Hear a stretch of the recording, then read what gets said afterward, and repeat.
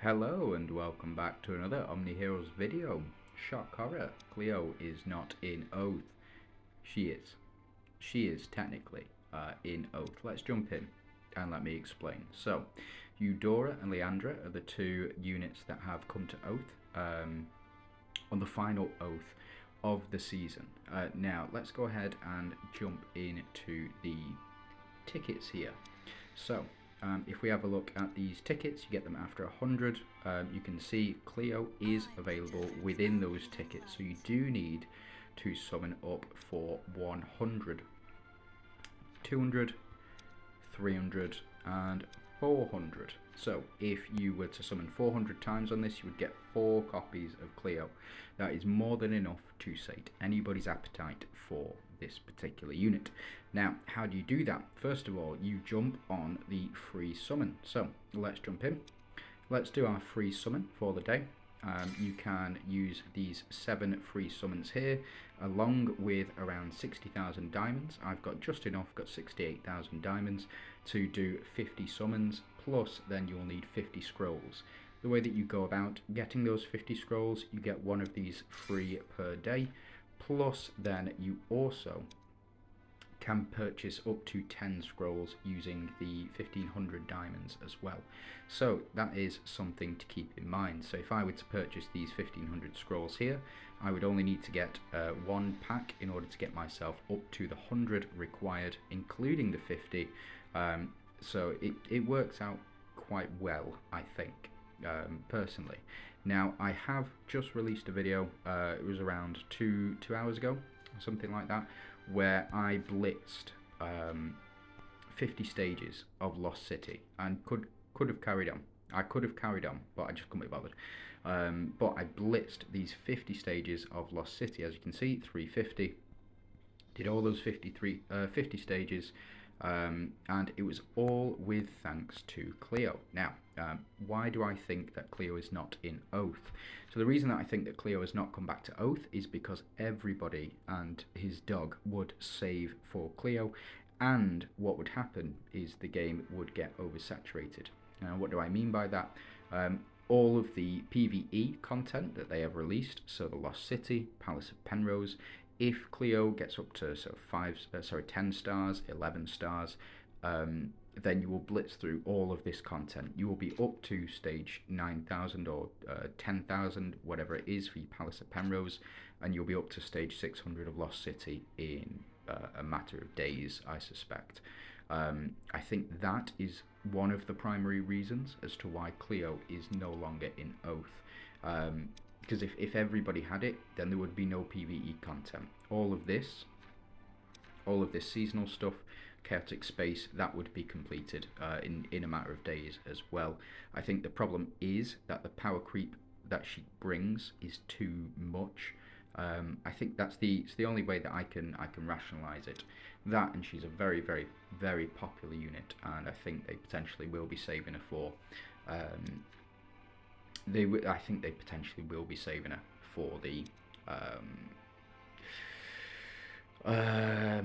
celebrations and everything that comes along with it. So, out of the units here, who do I think you should go for? Well, I know who I'm going for personally, and it all depends on your box. So if you are going to be summoning on this to get your 100 summons and your ticket for Cleo, do I think I would strongly recommend not Leandra. Leandra is a very powerful unit, but if we jump into wrong one. We jump into the Merchants Guild here, we jump into points, go to our Oracle shop, and there she is, available once a month for effectively free. So you don't want to be summoning for Leandra because she is available again through the Oracle shop. Eudora is not. Eudora is not available anywhere else in this game besides this one ticket. Dahlia is coming next season. She is coming to the Oracle shop next season. It won't be the first Oath, it will be the second Oath that Dahlia comes to the shop. So you will be able to get copies of Dahlia once a month for free. I suggest saving your Oracle tokens for that and just making sure that you have a copy of Dahlia. Now, let's jump into my units and let's just see who I should personally prioritize. The same is true for yourself. You should look at your own box when looking at who to prioritize. So let's jump into our royals here. We can scroll all the way down and let's see who I've got at 3 stars. So my Aphrodite is at 9 stars. My Hades is at 9 stars. And where have you gone? My Leandra is at 9 stars. And where is Dahlia? There you are. So as you can see, my Dahlia is only at 8 stars. That for me can potentially sway me to summon for Dahlia. I could summon for Wu, as Wu is only at 8 stars as well, and Eudora is only at 8 stars. So it's a toss-up between these 3 for me, because I have the other units at 9 stars. What I don't want to do is summon on Oath, only get 1 copy of these units, and then sit there with that unit in my box for months until these units return. So what I'm going to do is I'm going to prioritize Eudora. The reason for that is because Dahlia is coming to the shop. She's coming to the shop next season, and Wu will be there the season after that as well. I think we'll also be able to get shards for Wu through the treasure hunt event. So let's jump in and let's do our summons. So let's do our 50 summons first with scrolls. As you can see, this is carried over. This is really nice. This is really, really nice. I love this. The fact that we do get a guaranteed legendary hero within 50 summons, because these are not cheap. These scrolls, diamonds wise or money wise, they are not cheap. So the fact that this carries over, we'll get the legendary hero. If say for example I get up to 20 summons again left, but it's not going to be a legendary hero, best or the featured legendary hero that I want, best to save for me personally. So best to save until the next one where you will get the guaranteed legendary. So let's jump in to Eudora.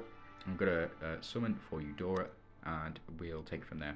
My Eudora's been sat at my Eudora's been sat at 8 stars for around 6 months, so I think it's about time that we pump up those stats. So as you can see, got Eudora in 20 summons. That's absolutely fantastic. And now what I can do, I've still got 30 more, so I could go ahead and summon, but I'm not going to. Instead, what I'm going to do is I'm going to move over to Dahlia, and I'm going to summon for Dahlia on this one, because my Dahlia is at 8 stars. If I were to summon for Eudora again, I would need 2 copies of her. I don't want to get 2 copies, so we'll summon again.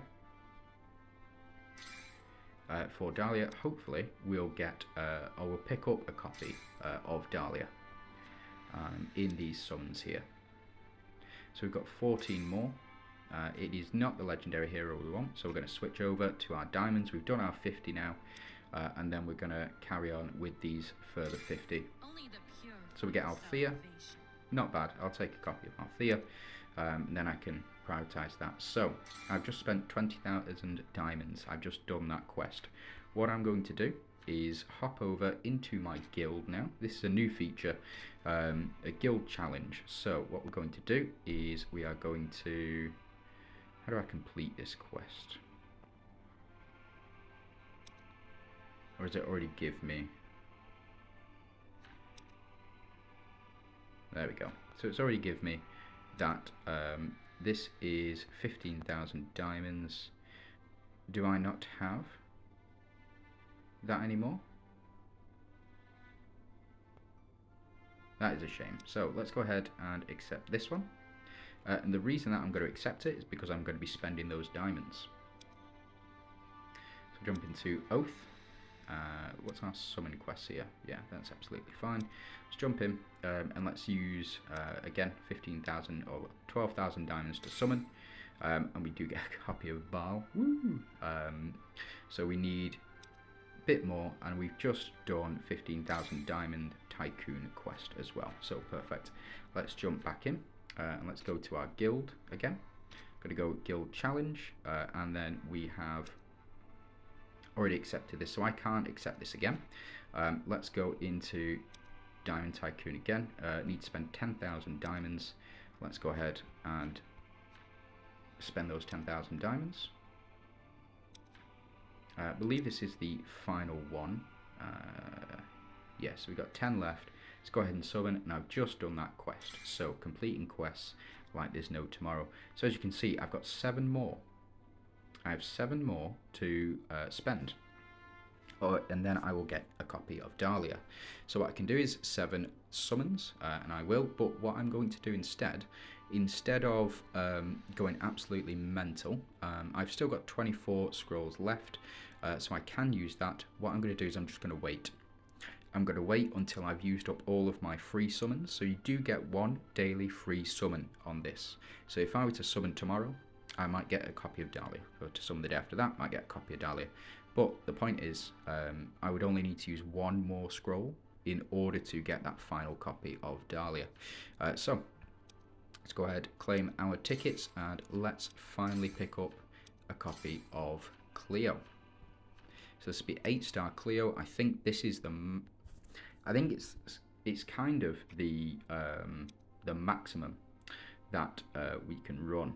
Well, the maximum that you really need to chase for. After that, you know, any further stars really helpful. But let's go ahead and pick up our copy of Cleo. Absolutely fantastic. And let's jump in and get her leveled up, as well as Eudora. Let's jump into Celestials. Where are you, Eudora? Let's go ahead and advance.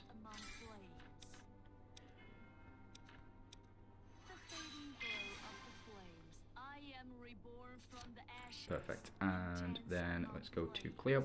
Let's go ahead, advance.